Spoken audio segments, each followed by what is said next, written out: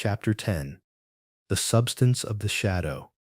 I, Alexander Manette, unfortunate physician, native of Beauvais, and afterwards resident in Paris, write this melancholy or sad paper in my doleful or gloomy cell in the Bastille during the last month of the year 1767. I write it at stolen intervals, under every difficulty. I design to secrete or plan to hide it in the wall of the chimney, where I have slowly and laboriously made a place of concealment for it. Some pitying hand may find it there, when I and my sorrows are dust. These words are formed by the rusty iron point with which I write with difficulty, in scrapings of soot and charcoal from the chimney, mixed with blood, in the last month of the 10th year of my captivity. Hope has quite departed from my breast. I know from terrible warnings I have noted in myself that my reason will not long remain unimpaired or undamaged, but I solemnly declare that I am at this time in the possession of my right mind, that my memory is exact and circumstantial, and that I write the truth as I shall answer for these my last recorded words, whether they be ever read by men or not, at the eternal judgment seat or final judgment. One cloudy moonlight night, in the 3rd week of December, I think the 22nd of the month, in the year 1757, I was walking on a retired or quiet part of the quay or dock by the Seine for the refreshment of the frosty air, at an hour's distance from my place of residence in the street of the School of Medicine, when a carriage came along behind me, driven very fast. As I stood aside to let that carriage pass, apprehensive that it might otherwise run me down, a head was put out at the window, and a voice called to the driver to stop. The carriage stopped as soon as the driver could rein in his horses, and the same voice called to me by my name. I answered. The carriage was then so far in advance of me that 2 gentlemen had time to open the door and alight, or get out, before I came up with it.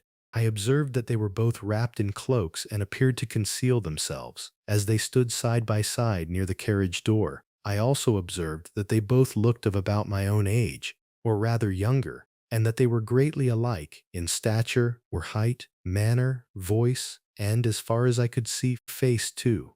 "You are Dr. Manette?" said one. "I am." "Dr. Manette, formerly of Beauvais," said the other. "The young physician, originally an expert surgeon, who within the last year or two has made a rising reputation in Paris." "Gentlemen," I returned, "I am that Dr. Manette of whom you speak so graciously."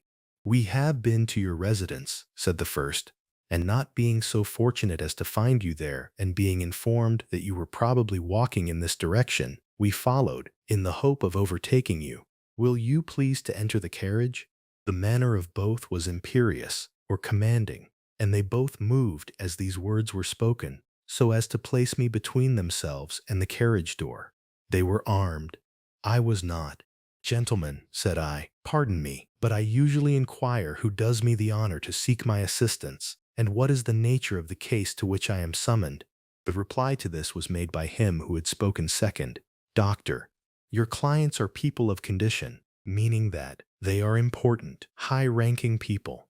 As to the nature of the case, our confidence in your skill assures us that you will ascertain it for yourself better than we can describe it.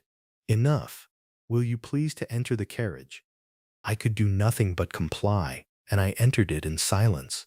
They both entered after me, the last springing in, after putting up the steps. The carriage turned about and drove on at its former speed. I repeat this conversation exactly as it occurred. I have no doubt that it is, word for word, the same.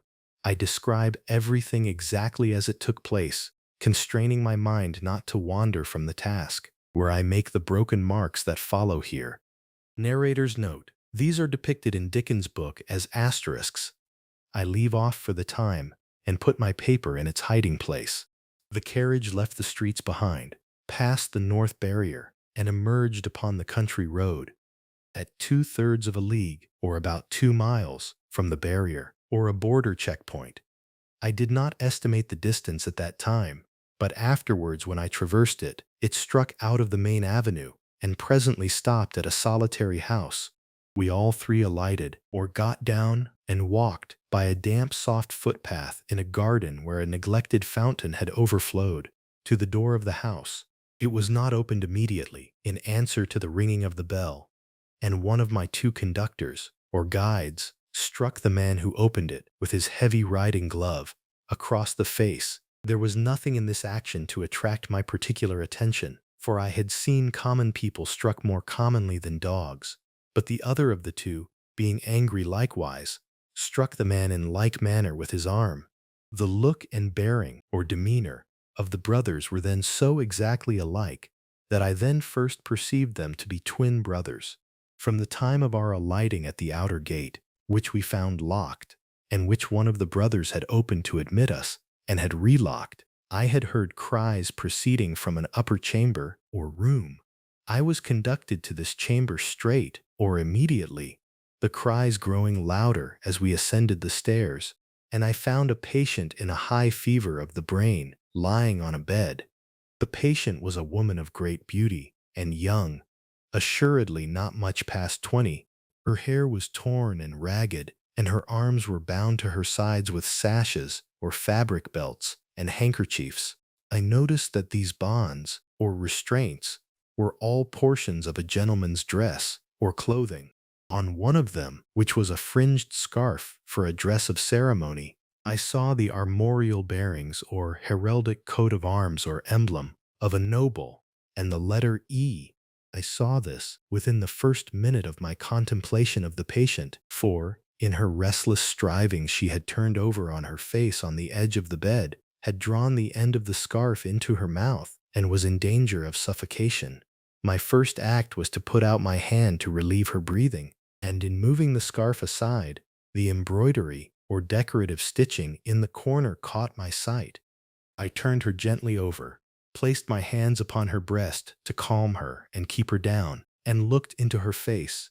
Her eyes were dilated and wild, and she constantly uttered piercing shrieks, and repeated the words, "My husband, my father, and my brother," and then counted up to 12, and said, "Hush!" For an instant, and no more. She would pause to listen, and then the piercing shrieks would begin again, and she would repeat the cry, "My husband, my father, and my brother," and would count up to 12, and say, "Hush!" There was no variation in the order or the manner. There was no cessation or stopping, but the regular moment's pause in the utterance of these sounds. "How long," I asked, "has this lasted?" To distinguish the brothers, I will call them the elder and the younger. By the elder, I mean him who exercised the most authority. It was the elder who replied, "Since about this hour last night, she has a husband, a father, and a brother?" A brother. I do not address her brother? He answered with great contempt, or disdain, "No." She has some recent association with the number 12? The younger brother impatiently rejoined, "With 12 o'clock? See, gentlemen," said I, still keeping my hands upon her breast, "how useless I am, as you have brought me. If I had known what I was coming to see, I could have come provided," meaning that I would have come better prepared with the right medicines and tools. As it is, time must be lost.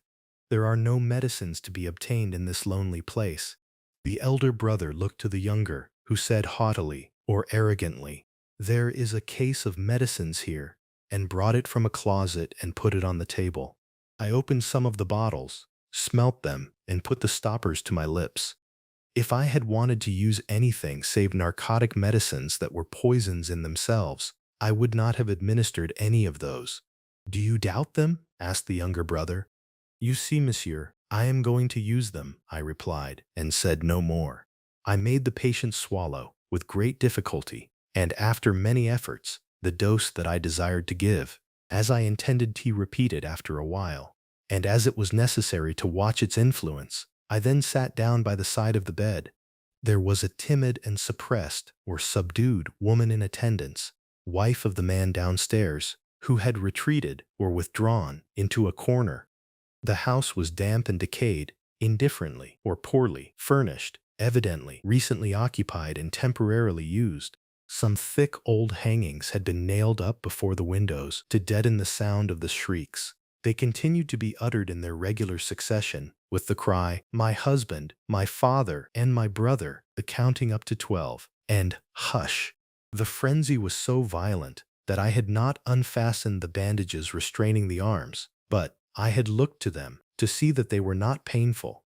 The only spark of encouragement in the case was that my hand upon the sufferer's breast had this much soothing influence, that for minutes at a time it tranquilized or calmed the figure. It had no effect upon the cries. No pendulum or swinging weight could be more regular. For the reason that my hand had this effect, I assume, I had sat by the side of the bed for half an hour, with the two brothers looking on, before the elder said, "There is another patient." I was startled and asked, "Is it a pressing or urgent case?" "You had better see," he carelessly answered, and took up a light or lamp. The other patient lay in a back room across a second staircase, which was a species of loft or attic over a stable. There was a low plastered ceiling to a part of it. The rest was open to the ridge of the tiled roof, and there were beams across. Hay and straw were stored in that portion of the place, faggots or bundles of sticks for firing, and a heap of apples and sand. I had to pass through that part to get at the other. My memory is circumstantial or detailed and unshaken. I try it with these details, and I see them all. In this my cell in the Bastille, near the close of the 10th year of my captivity, as I saw them all that night, on some hay on the ground, with a cushion thrown under his head, lay a handsome peasant boy, a boy of not more than 17 at the most. He lay on his back, with his teeth set, his right hand clenched on his breast, and his glaring eyes looking straight upward. I could not see where his wound was as I kneeled on one knee over him, but I could see that he was dying of a wound from a sharp point. "I am a doctor, my poor fellow," said I. "Let me examine it." "I do not want it examined," he answered. "Let it be." It was under his hand, and I soothed him to let me move his hand away. The wound was a sword thrust, received from 20 to 24 hours before, but no skill could have saved him if it had been looked to without delay.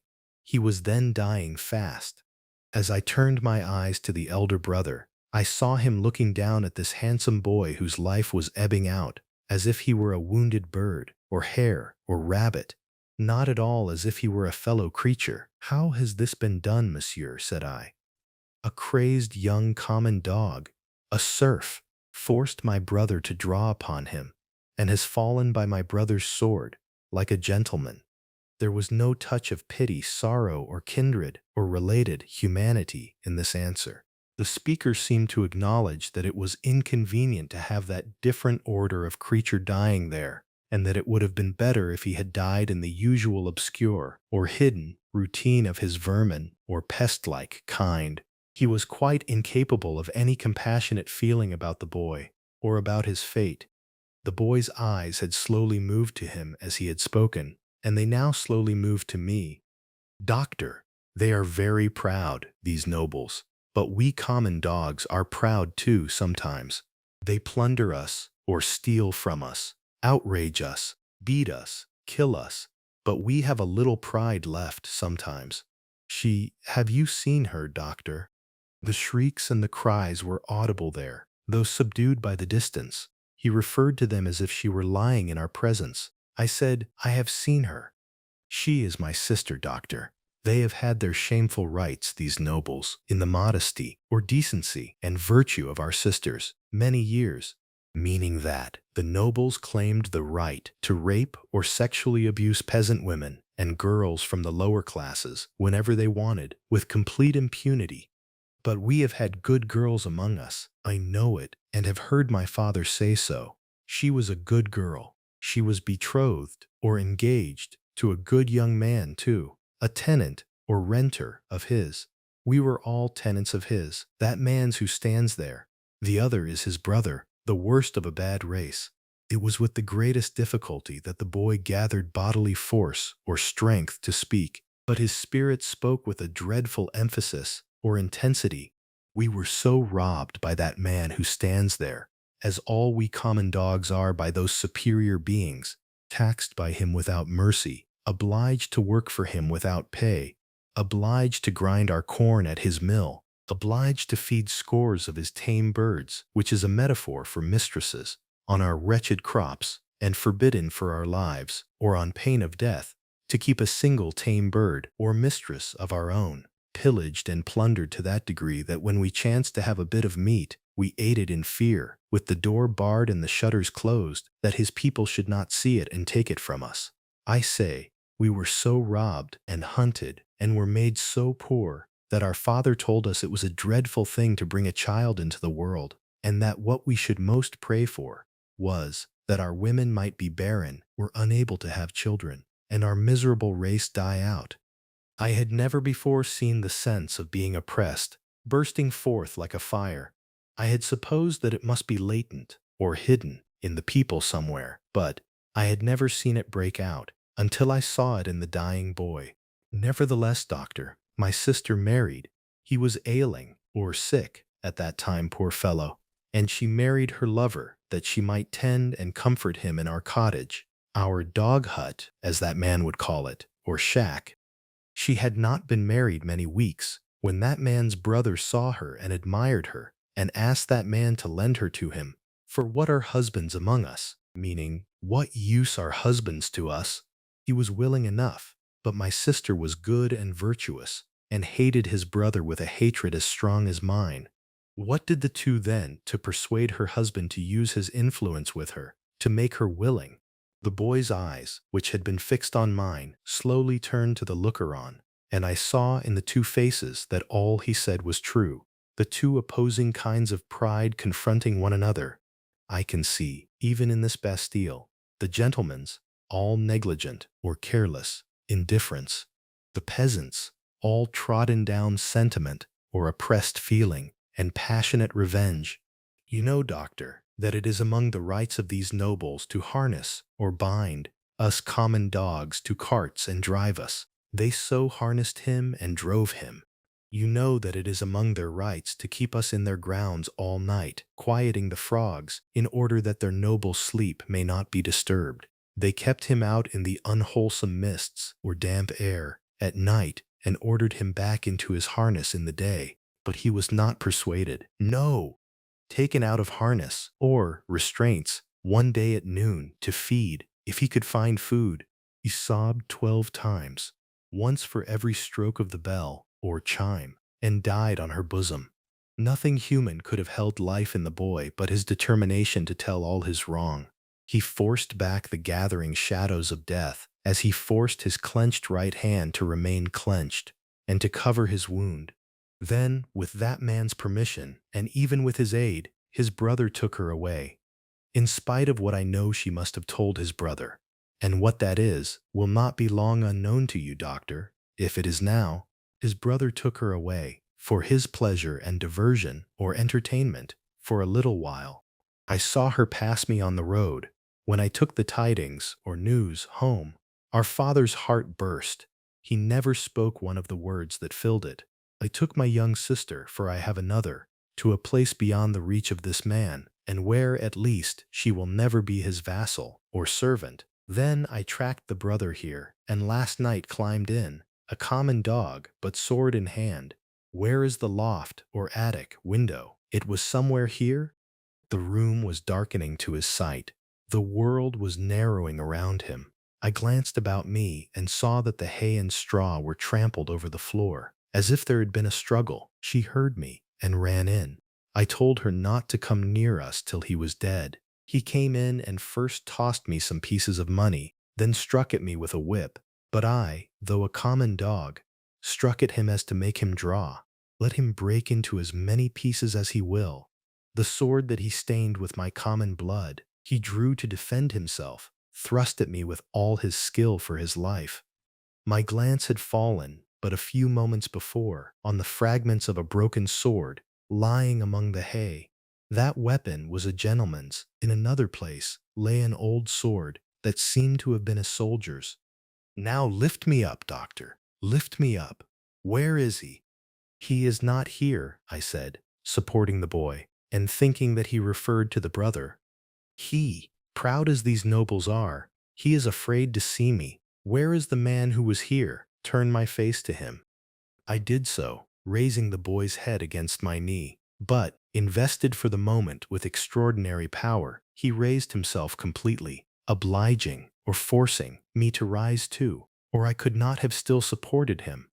"Marquis," said the boy, turned to him with his eyes opened wide and his right hand raised, "in the days when all these things are to be answered for, I summon you and yours, to the last of your bad race, to answer for them. I mark this cross of blood upon you, as a sign that I do it. In the days when all these things are to be answered for, I summon your brother, the worst of the bad race, to answer for them separately. I mark this cross of blood upon him, as a sign that I do it, twice." He put his hand to the wound in his breast, and with his forefinger drew a cross in the air. He stood for an instant with the finger yet raised, and as it dropped, he dropped with it, and I laid him down dead. When I returned to the bedside of the young woman, I found her raving in precisely the same order of continuity. I knew that this might last for many hours, and that it would probably end in the silence of the grave. I repeated the medicines I had given her, and I sat at the side of the bed until the night was far advanced. She never abated or lessened the piercing quality of her shrieks, never stumbled in the distinctness or the order of her words. They were always, "My husband, my father, and my brother. 1, 2, 3, 4, 5, 6, 7, 8, 9, 10, 11, 12. Hush!" This lasted 26 hours from the time when I first saw her.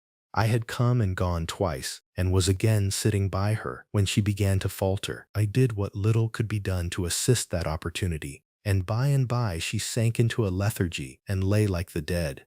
It was as if the wind and rain had lulled, or calmed, at last, after a long and fearful storm. I released her arms and called the woman to assist me to compose her figure and the dress she had to. It was then that I knew her condition to be that of one in whom the first expectations of being a mother have arisen, and it was then that I lost the little hope I had had of her. "Is she dead?" asked the Marquis, whom I will still describe as the elder brother, coming booted, or wearing boots, into the room from his horse. "Not dead," said I, "but like to die," meaning she is likely to die, or she is dying. "What strength there is in these common bodies," he said, looking down at her with some curiosity. "There is prodigious or immense strength," I answered him, "in sorrow and despair." He first laughed at my words, and then frowned at them.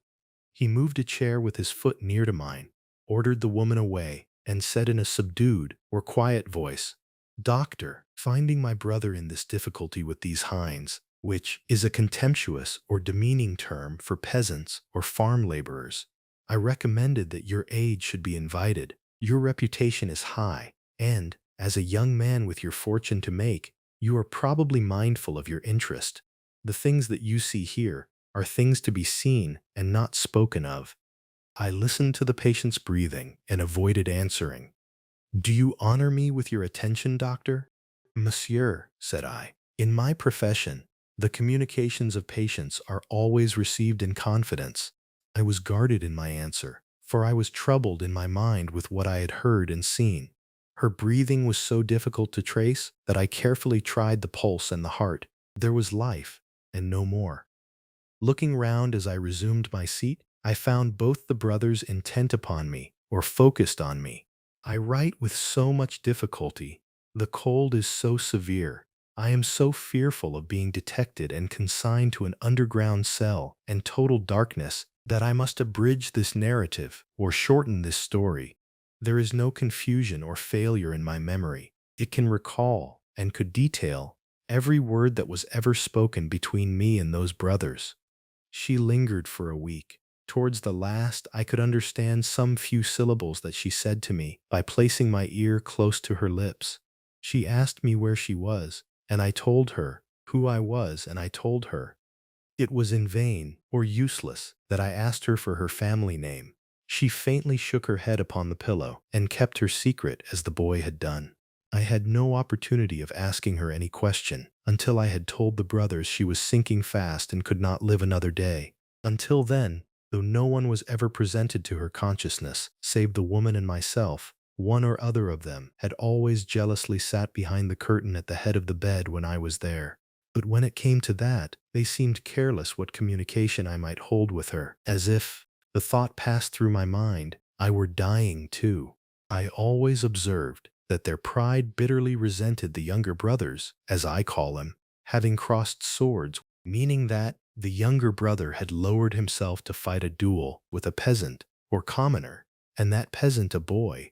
The only consideration that appeared to affect the mind of either of them was the consideration that this was highly degrading to the family and was ridiculous. As often as I caught the younger brother's eyes, their expression reminded me that he disliked me deeply, for knowing what I knew from the boy, he was smoother and more polite to me than the elder. But I saw this. I also saw that I was an encumbrance in the mind of the elder too. My patient died 2 hours before midnight, at a time, by my watch, answering almost to the minute when I had first seen her. I was alone with her, when her forlorn or abandoned young head drooped gently on one side, and all her earthly wrongs or injustices and sorrows ended. The brothers were waiting in a room downstairs, impatient to ride away. I had heard them, alone at the bedside, striking their boots with their riding whips, and loitering, or waiting, up and down. "At last she is dead," said the elder when I went in. "She is dead," said I. "I congratulate you, my brother," were his words as he turned round. He had before offered me money, which I had postponed taking. He now gave me a rouleau, or a roll of coins, of gold. I took it from his hand but laid it on the table. I had considered the question and had resolved to accept nothing. "Pray excuse me," said I. "Under the circumstances, no." They exchanged looks but bent their heads to me as I bent mine to them, and we parted without another word on either side. I am weary, weary, weary, worn down by misery. I cannot read what I have written with this gaunt, or thin and worn, hand. Early in the morning, the rouleau of gold was left at my door in a little box, with my name on the outside. From the first, I had anxiously considered what I ought to do. I decided that day to write privately to the minister, stating the nature of the two cases to which I had been summoned and the place to which I had gone, in effect, stating all the circumstances. I knew what court influence was, and what the immunities or protections of the nobles were, and I expected that the matter would never be heard of, but I wished to relieve my own mind. I had kept the matter a profound or deep secret, even from my wife, and this, too, I resolved to state in my letter. I had no apprehension whatever of my real danger, but I was conscious that there might be danger for others if others were compromised by possessing the knowledge that I possessed. I was much engaged, or occupied, that day, and could not complete my letter that night. I rose long before my usual time next morning to finish it. It was the last day of the year. The letter was lying before me just completed, when I was told that a lady waited who wished to see me. I am growing more and more unequal to the task I have set myself. It is so cold, so dark, my senses are so benumbed, and the gloom upon me is so dreadful. The lady was young, engaging, and handsome, but not marked for long life. She was in great agitation, or distress. She presented herself to me as the wife of the Marquis St. Evrémonde. I connected the title by which the boy had addressed the elder brother with the initial letter embroidered on the scarf, and had no difficulty in arriving at the conclusion that I had seen that nobleman very lately. My memory is still accurate, but I cannot write the words of our conversation.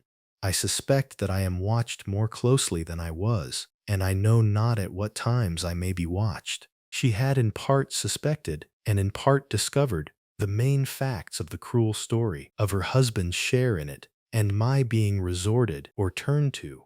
She did not know that the girl was dead. Her hope had been, she said in great distress, to show her, in secret, a woman's sympathy. Her hope had been to avert the wrath of heaven from a house that had long been hateful to the suffering many. She had reasons for believing that there was a young sister living, and her greatest desire was to help that sister. I could tell her nothing but that there was such a sister. Beyond that, I knew nothing. Her inducement to come to me, relying on my confidence, had been the hope that I could tell her the name and place of abode, whereas, to this wretched hour I am ignorant of both. These scraps of paper fail me. One was taken from me with a warning yesterday. I must finish my record today. She was a good, compassionate lady, and not happy in her marriage. How could she be? The brother distrusted and disliked her, and his influence was all opposed to her. She stood in dread of him and in dread of her husband too. When I handed her down to the door, there was a child, a pretty boy from 2 to 3 years old, in her carriage. "For his sake, doctor," she said, pointing to him in tears, "I would do all I can to make what poor amends or reparation I can. He will never prosper in his inheritance or property otherwise. I have a presentiment or feeling that if no other innocent atonement or compensation is made for this, it will one day be required of him. What I have left to call my own, it is little beyond the worth of a few jewels. I will make it the first charge of his life to bestow, meaning that I will make it the first duty or first responsibility of his life to give with the compassion and lamenting or sorrow of his dead mother on this injured family, if the sister can be discovered."